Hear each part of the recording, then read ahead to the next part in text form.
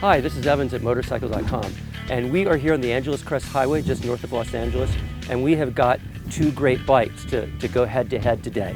We've got the Indian Chieftain and the Harley-Davidson Street Glide.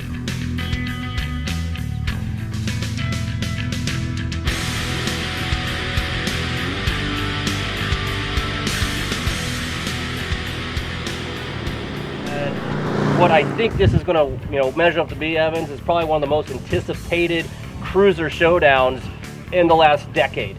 Indian has a 20-year history of starts and failures, and finally now with the Polaris money and corporate backing, they're able to establish a motorcycle that can really take the fight to Harley-Davidson.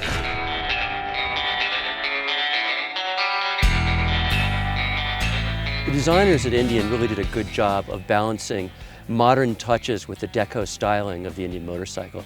You can see it in the chrome work, even in the switchgear up here, the curves of the grips. Everything seems to have a modern edge, but in a more classic style.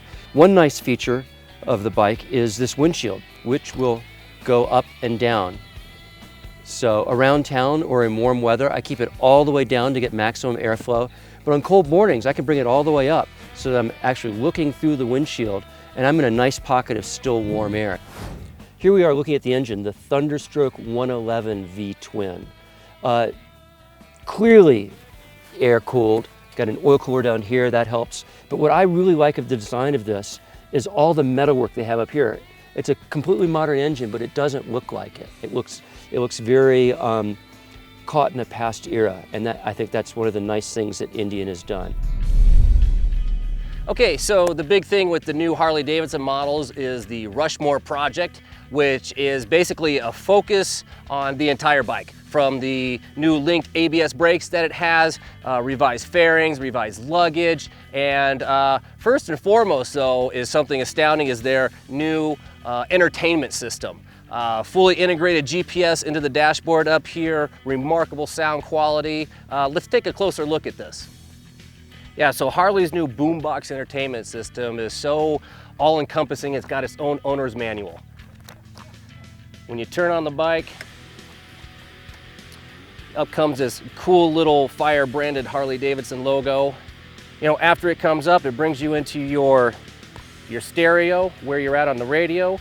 And then also, it is a touchscreen up here, so if, for whatever reason you're not using the switch gear, you can also go up, touch it that way and put in, if you have a destination, great. If you just want to, view the GPS, see where you're at, you hit the map button. Nice big centralized screen to look at. Fantastic job. And the music itself, let's see.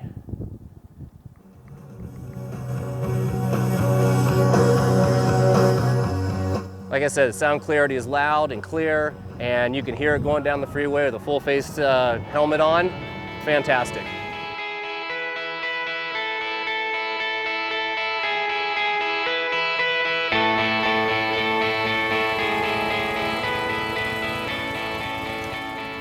One of the nice features of the Chieftain is the wireless key fob that unlocks the saddlebags. You just press the button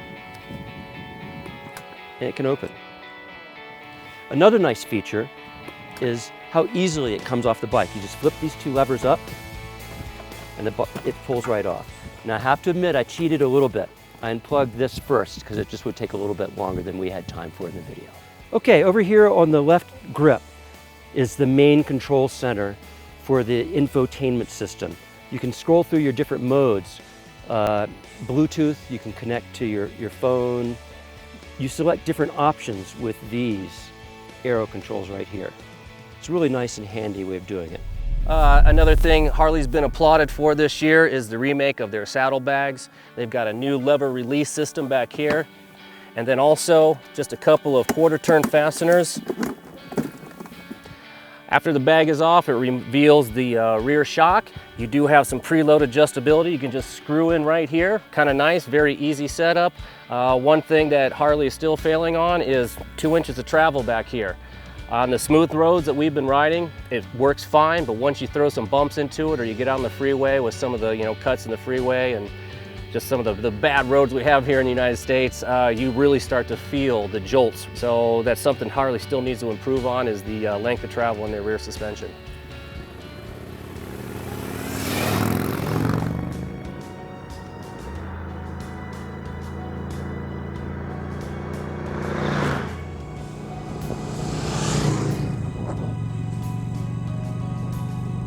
Okay, so the 2014 Indian Chieftain. This is an impressive motorcycle. It handles very well.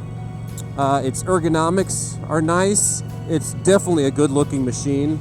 The time that we've been out riding today, my gosh, every time we stop, somebody's coming up and wanting to look at it and talk about it. Everybody's curious. I mean, it has one of the most significant names in motorcycling. And, you know, with the last 20 years of failures of, you know, startup companies for Indian, it's so nice to be aboard one that performs as well as this one does. I really think Polaris has, you know, got a winner on their hands. It's not perfect, you know, compared to the Street Glide that we're riding today. The Street Glide has it beaten the braking department by a long shot.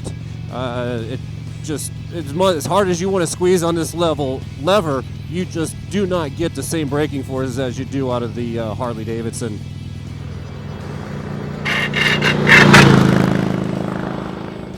Okay, here we go for a little ride.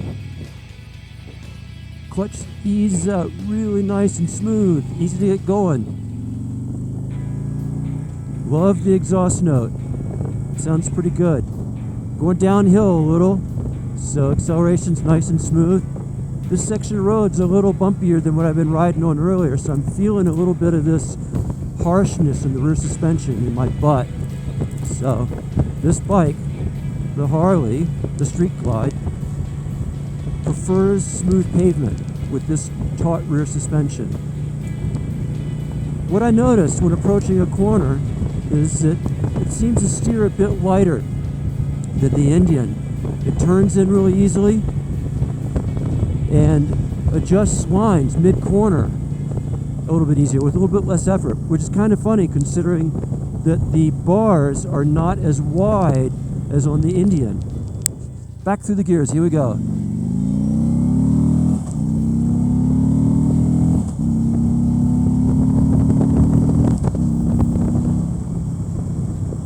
The Harley definitely seems to rev quicker than the Indian. So I'm going through a right-hand corner, rolling on the throttle. So far I haven't had to touch the brakes. It's just a tight, windy section of road, just using the engine braking. Likes to lean over nicely. Nicely. Up, touchdown. Tightening up, decreasing radius. Whoa, I had to go around a rock there. It changed lines really easily, no drama.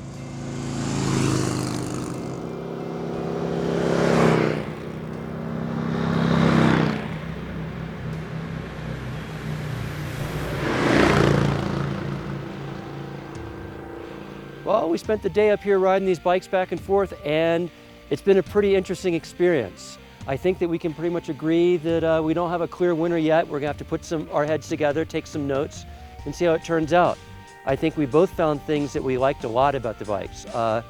I particularly liked the riding position of the Indian.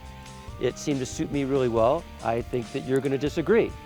Not necessarily disagree, Evans. I think the Harley just has me sitting more, you know, up and down.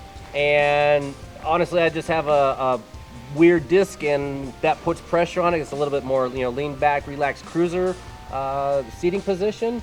But, you know, that's not to say, like I said, you like that. I kind of prefer this. But I think what's really tough is between these two bikes is, yes, I mean, they are actually so equally matched.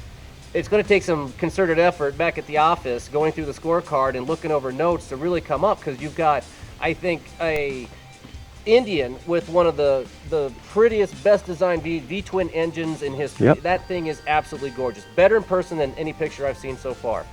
But I like the Harley engine better. It's smoother. It seems more willing to accelerate and spin up revolutions.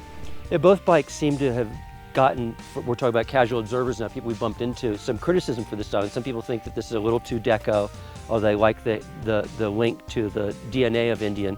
Other people have said that from afar they don't like the color of the Harleys much, but then when they get close to it, they see that the way the light wraps around the semi-gloss paint, the semi-matte paint, I guess is a better way of saying it. And so that they really seem to like that. I'm sort of two minds on these bikes. If every road were tight and twisty and smooth, I think I'd go with the Harley for all the reasons you mentioned about the engine. But if I were thinking of an everyday ride, I feel like the Indian, the Chieftain, has more versatility for the type of stuff that I want to do, the broad playing field.